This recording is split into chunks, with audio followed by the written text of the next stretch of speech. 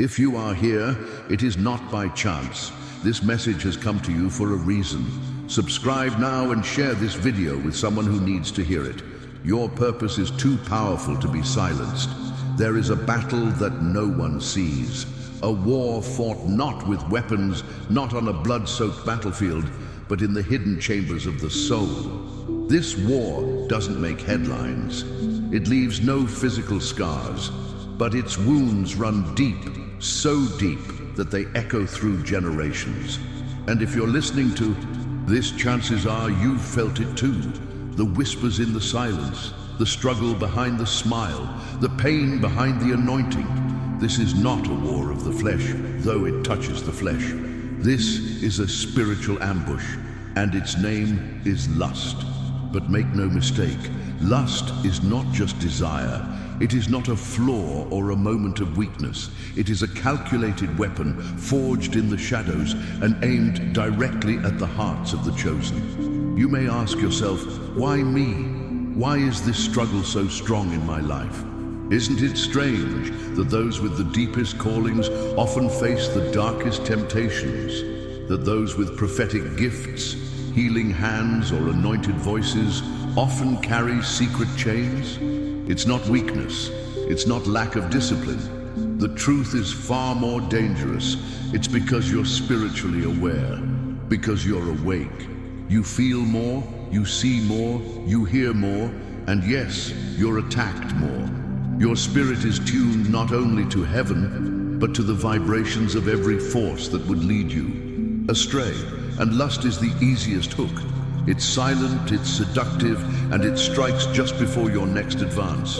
Not by accident, but by design. This weapon has history. David, yes, the man after God's own heart, fell before it. Not in battle, but in private. Samson, stronger than any man alive, was not defeated with a sword, but with a gentle touch and a lie. These were no ordinary men. They were marked, chosen, destined. And their downfall did not come because they were unworthy. It came because their calling carried weight. Lust does not pursue those who wander aimlessly. It waits for those who are getting closer, close to their calling, close to their purpose, close to changing the atmosphere around them. And when that moment comes, it strikes, not to destroy you completely, but to distract you long enough for you to miss your moment. But the enemy doesn't just send temptation. He sends isolation, because the chosen ones often walk alone, not out of pride, but because their journey doesn't fit in with the crowd. Their conversations are deeper, their wounds cut deeper, their sensitivity is both a gift and a burden. And in that solitude, the enemy whispers, no one would understand. If they knew, they would reject you. And so the battle remains silent. The fight hides behind titles, behind sermons, behind good intentions. Lust becomes a comfort, a false escape, a moment of false connection that always ends in shame. And that shame, that's the real prison. It doesn't just trap you, it defines you. Unless you stop believing the lie, because that's what it is, a perfectly tailored, spiritually designed lie. The enemy doesn't need to chain your hands if he can chain your thoughts. He doesn't need to destroy your ministry if he can silence your voice with guilt. He doesn't need to kill your anointing, just convince you that it's already been lost. And lust becomes the gateway, not because you're bad, not because you want to sin, but because you're exhausted, because there's an ache you can't explain, an emptiness that no one else seems to notice. A part of your soul that's still bleeding, still waiting to be healed. And when heaven's touch seems far away, the enemy offers false comfort. It doesn't start as rebellion, it starts as escape, a temporary relief, a stolen moment of feeling something, anything. But when that moment is over, it leaves you emptier than before. And now shame enters the room. Not just guilt, but the kind of shame that says, you'll never be free. The kind that whispers, if they knew the real you, they'd leave. And so you hide it. You bury it under spiritual language, behind the armor of service, hoping no one will see the crack in your soul. But secrets don't lose power in silence, they gain it. And herein lies the deeper truth, the part many fear to confront. Lust is not the root, it is the symptom. The real infection runs deeper. It lives in places most people avoid. The memory of being rejected, the scar of abandonment, the pain of not being chosen by those who were supposed to love you first. Lust becomes the drug that numbs the thing you couldn't name. A false intimacy when you feel invisible. A fantasy of being desired when your true story is being discarded. But here's the secret. The devil doesn't tempt your flesh because of your weakness. He tempts your soul because of your wounds. And the more you pretend those wounds aren't there, the more power he gains. You can fast, you can pray, you can worship until the roof shakes. But until you face the wound, until you name it, mourn it, and let God in, the battle will rage on. You will mistake moments of holiness for healing. You will call to the spiritual heights of your freedom. But healing doesn't always shout. Sometimes it whispers in the voice of a trusted friend. Sometimes it sits with you in silence when you finally confess, "I'm tired of pretending I'm okay." And that's where liberation begins, not in shouting louder, but in speaking the truth. Not just to God, but to someone who will hold you up, not judge you. Someone who will remind you, not of your fall, but of your calling. You see, accountability is not humiliation, it is restoration. It's not about exposing your darkness, but about reintroducing your light, because you are not the only one who has struggled. You are not the only anointed voice who has stumbled into silence. There are warriors who still bleed in secret, prophets who preach while hiding chains, leaders whose private shame suffocates their public power. And when you confess, when you open the door, when you break the covenant with secrecy, you don't just set yourself free, you break a generational pattern. The enemy loses his foothold. He is no longer allowed to whisper shame in your sleep. You reclaim your story, you reclaim your voice, and now your testimony becomes a sword in someone else's hand. What once tried to bury you becomes the tool that rescues another. You no longer speak from theory, you speak from victory. But even victory requires discipline. Freedom is not just a moment of breakthrough, it is a lifetime of intention. You cannot defeat spiritual attacks with natural willpower. You cannot escape temptation simply by trying harder. You must be armed, not with fear, but with strategy. With fasting that empties your soul of distractions, with prayer that sharpens your awareness, with scripture that reprograms your thoughts, with silence that lets heaven speak louder than your shame. These are not religious checklists, they are survival tools, because the mind is the battlefield. Every thought is a seed, and if you do not take your thoughts captive, they will grow into actions you never intended. And actions become habits, and habits become identities. But if you master thought, you starve temptation. You cut off its oxygen. You break the chain before it becomes a cycle. So no, you do not wait until temptation appears to fight. You train before the battle. You build your walls while the city is still. You prepare like a soldier who knows the next attack will come with no warning, but will be ready anyway. Not to appear holy, but to be truly free. Freedom begins before the fire. It begins in the quiet decisions, when no one is watching, when no applause is coming, when no stage is waiting. The chosen ones must learn to fight in secret, because their battles are not public, but their victories will be. You don't rise in the spotlight if you haven't conquered in the shadows. That's where true strength comes from. In the morning you rose even though you failed the night before. In the prayer you whispered even when guilt told you to be silent. In the worship you offered with tears in your eyes, knowing you didn't feel holy, but you still showed up. That's strength, that's war.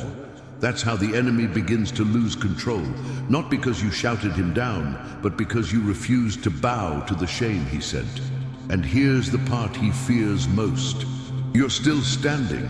You're still watching, you're still hungry for freedom. That alone makes you dangerous, that means his plan has failed, because anyone who still has breath still has a chance to get up. But you have to understand, your healing won't always be sacred.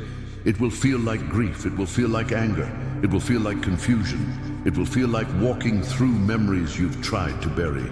But healing is not weakness, it is war. It is you reclaiming the ground that was stolen. It is you removing the infection so your spirit can breathe again. And yes, it is messy. Yes, it is uncomfortable, but it is necessary. Because if you don't heal, you will keep repeating yourself. You will keep cycling through moments of passion and shame, fire and silence, breakthroughs and breakdowns. And that is not your lot. That is not your design. God didn't call you to survive cycles. He called you to break them. And that breaking doesn't start with your behavior. It starts with your beliefs. You have to believe that you are worthy of freedom, that you are not too lost, that your calling still stands, that your purpose has not been cancelled, that your story still matters, not in spite of your struggle, but because of it. Your scars are not a disqualification. They are proof that you are still in the fight. That's why the enemy fights you so fiercely, not because of your past, but because of your future. He knows what happens if you ever realize who you really are. If you ever decide to stop hiding and start healing. If you ever decide to stop fighting alone and step into community. If you ever start using pain as a platform instead of a prison. He knows that a healed, free, and bold chosen one is unstoppable.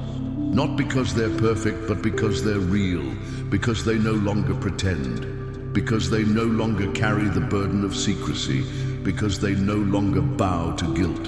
And that kind of person carries a power that no title, no pulpit, no platform can give. It's the kind of power that comes from walking through the fire and coming out with another person in your hands. And that's why this message had to find you. Because it's not just about you. It's about who you're going to free when you stand up. And you will rise. Maybe not all at once. Maybe not in one dramatic, cinematic moment. Maybe your rise looks like admitting that you're struggling. Like asking for help. Like texting a friend and saying, "Can we talk?"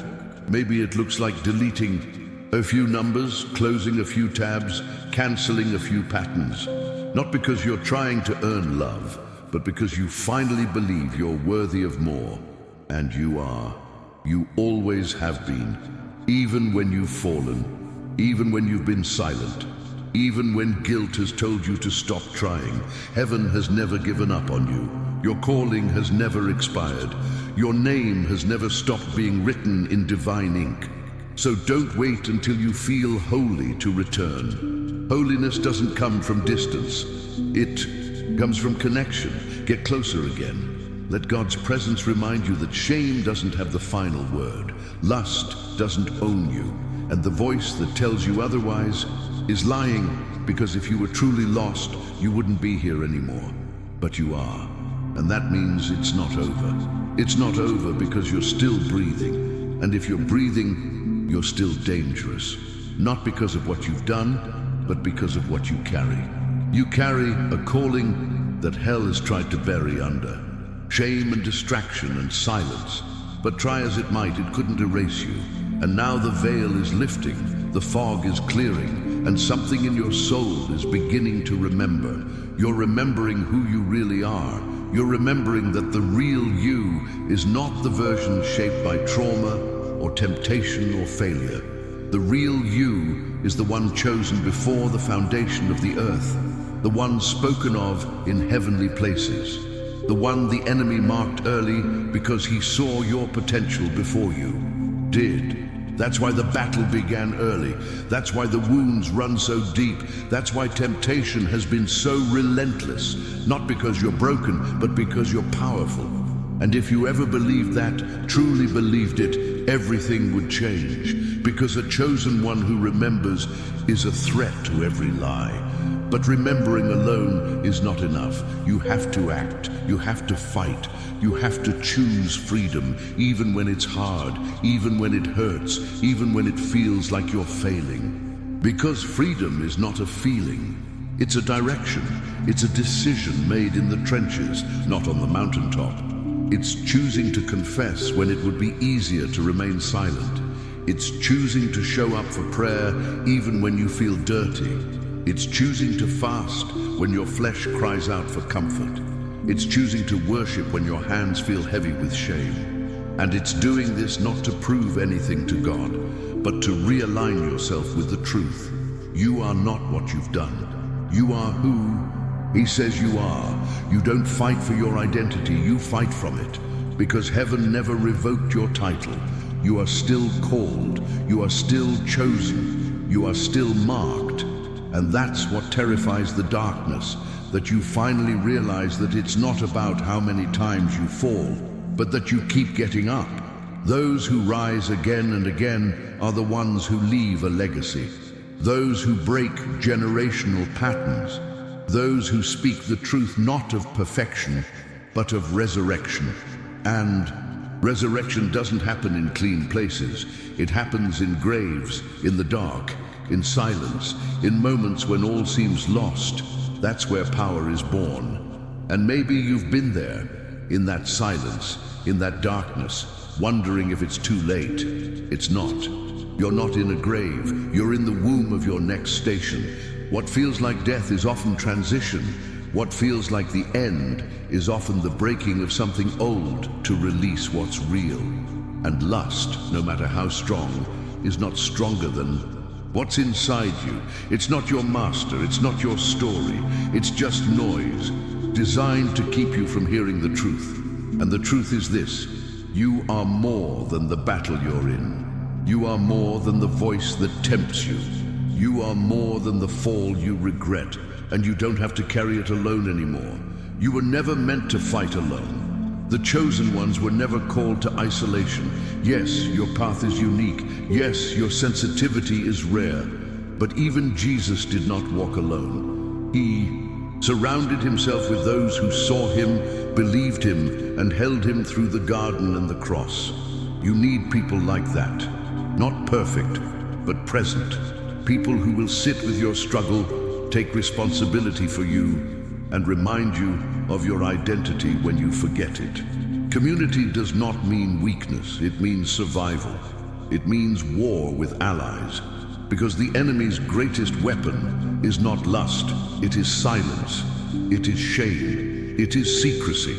And when you speak up, when you reach out, when you confess, you disarm him, you shift the balance, you reclaim territory, and suddenly what was meant to kill you becomes proof that you were always meant to lead others.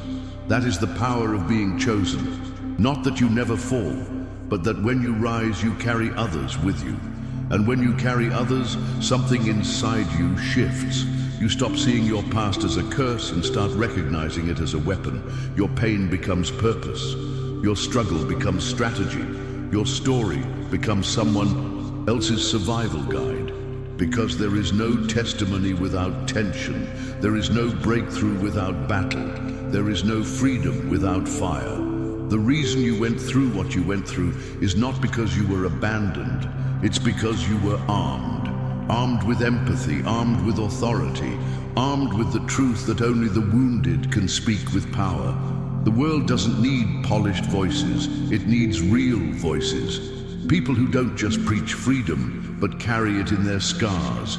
People who can look into the eyes of someone drowning in lust and say, I know this battle, but I also know the way out. That's your power now. Not that you were perfect, but that you rose. Not that you were untouched, but that you were transformed.